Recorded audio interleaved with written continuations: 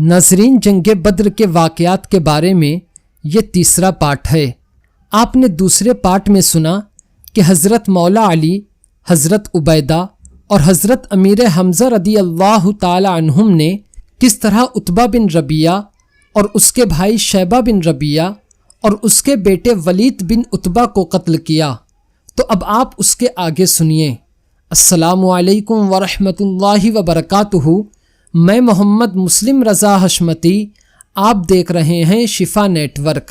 ناظرین، ان کافروں کے قتل ہونے کے بعد سعید بن العاص کا بیٹا عبیدہ سر سے پاؤں تک لوہے کے لباس اور ہتھیاروں سے چھپا ہوا صف سے باہر نکلا اور یہ کہہ کر اسلامی لشکر کو للکارنے لگا کہ میں ابو کرش ہوں۔ اس کی یہ مغرورانہ للکار سن کر اللہ کے پیارے رسول صلی اللہ تعالی علیہ وسلم کے پھوپھی زاد بھائی حضرت زبیر بن عوام رضی اللہ تعالی عنہ اپنی برچھی لے کر مقابلے کے لیے نکلے، مگر جب آپ نے دیکھا کہ اس کی دونوں آنکھوں کے سوا اس کے بدن کا کوئی حصہ بھی ایسا نہیں ہے جو لوہے سے چھپا ہوا نہ ہو، تو حضرت زبیر رضی اللہ تعالی عنہ نے تاک لگا کر اس کی آنکھ میں اتنی زور سے برچھی ماری کہ وہ زمین پر گر گیا اور فوراً مر گیا۔ ناظرین، برچھی اس کی آنکھ کو چھیدتی ہوئی کھوپڑی کی ہڈی میں چبھ گئی تھی۔ حضرت زبیر رضی اللہ تعالی عنہ نے جب اس کی لاش پر پاؤں رکھ کر پوری طاقت سے برچھی کو کھینچا تو بڑی مشکل سے برچھی نکلی۔ ناظرین، یہ برچھی ایک تاریخی یادگار بن کر برسوں تبرک بنی رہی۔ اللہ کے پیارے رسول صلی اللہ تعالی علیہ وسلم نے حضرت زبیر رضی اللہ تعالی عنہ سے وہ برچھی طلب فرما لی اور اس کو ہمیشہ اپنے پاس رکھا۔ پھر حضور صلی اللہ علیہ وسلم کے بعد چاروں خلفائے راشدین رضی اللہ تعالی عنہم کے پاس وہ برچھی رہی۔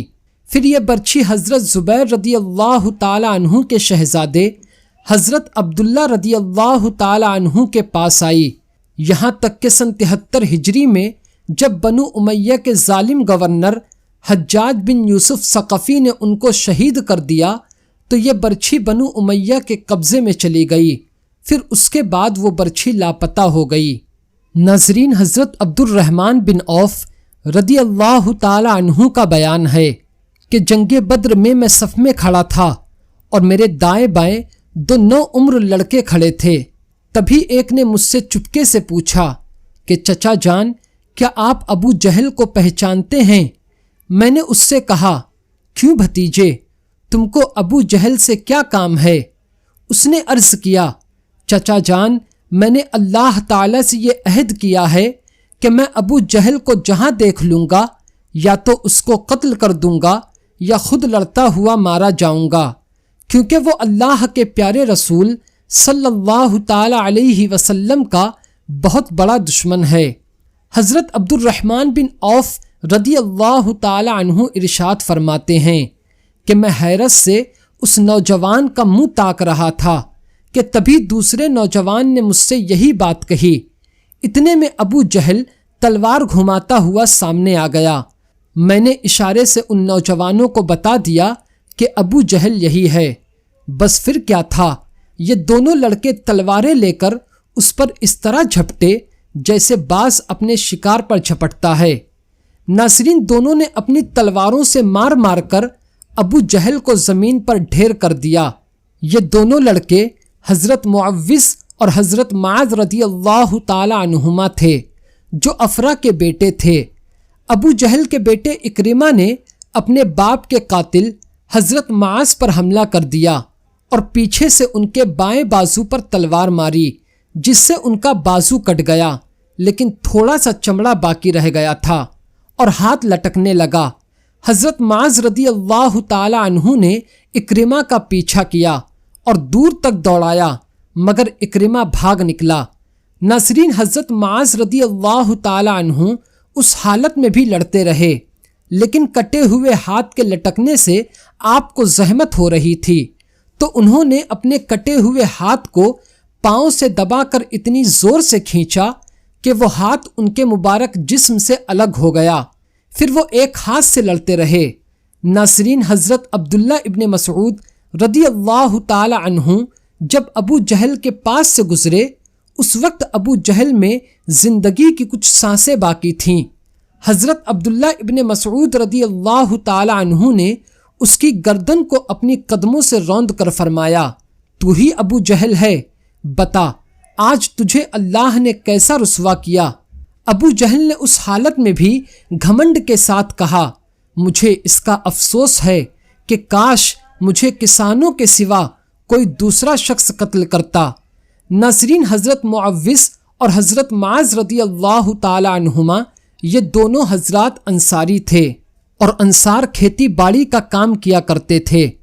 ناظرین، جنگ ختم ہو جانے کے بعد اللہ کے پیارے رسول صلی اللہ تعالی علیہ وسلم حضرت عبداللہ ابن مسعود رضی اللہ تعالی عنہ کو ساتھ لے کر جب ابو جہل کی لاش کے پاس سے گزرے تو لاش کی طرف اشارہ کر کے حضور علیہ الصلاۃ والتسلیم نے ارشاد فرمایا، ابو جہل اس زمانے کا فرعون ہے۔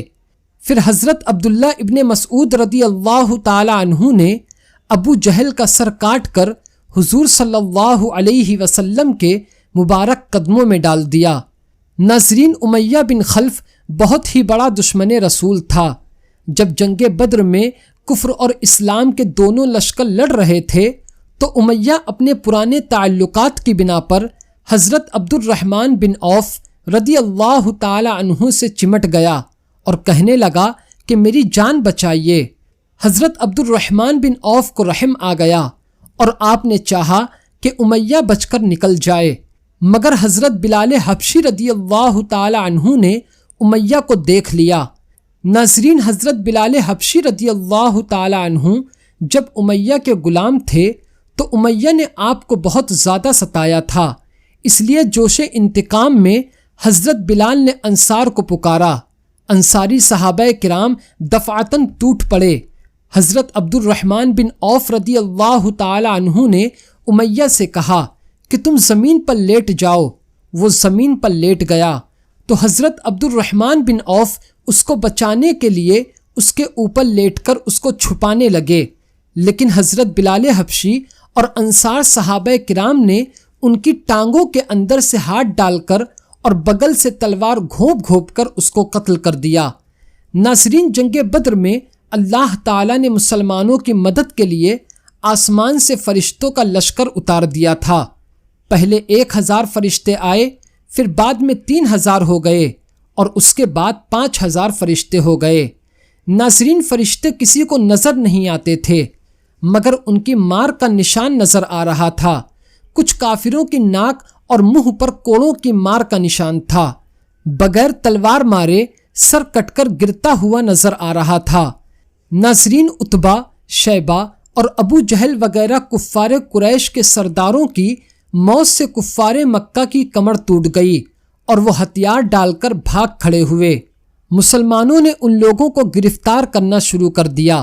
ناظرین، اس جنگ میں کفار کے کل 70 آدمی قتل ہوئے اور 70 آدمی گرفتار ہوئے، باقی اپنا سامان چھوڑ کر بھاگ گئے۔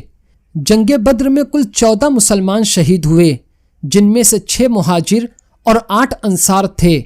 ناظرین، شہدائے بدر میں سے 13 حضرات کو میدان بدر میں دفن کیا گیا اور حضرت عبیدہ ابن حارث رضی اللہ تعالی عنہ کا وصال بدر سے واپسی کے وقت مقام صفرا میں ہوا، اسی لیے ان کی قبر شریف مقام صفرا میں ہے۔ جنگ بدر میں قتل ہونے والے کفار کی لاشوں کو ایک گھڑے میں ڈال دیا گیا۔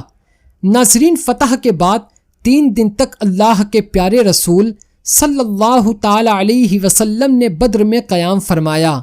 پھر آپ تمام مال غنیمت اور قیدیوں کو ساتھ لے کر روانہ ہوئے۔